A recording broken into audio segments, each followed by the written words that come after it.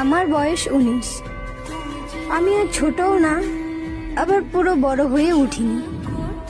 সমাজে বলে এই বয়সে তোর ভবিষ্যৎ ঠিক করে ফেল, কিন্তু কিভাবে ঠিক করব? আমি তো এখনো নিজেকেই খুঁজে চলেছি।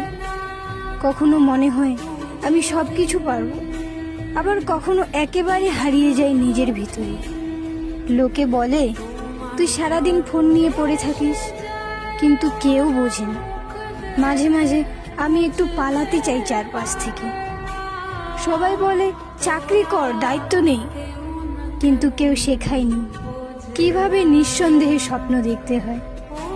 আমি অনেককে দেখেছি হেরে যেতে, হার মেনেও নিতে দেখেছি। আমি তাদের মতো হতে চাই না।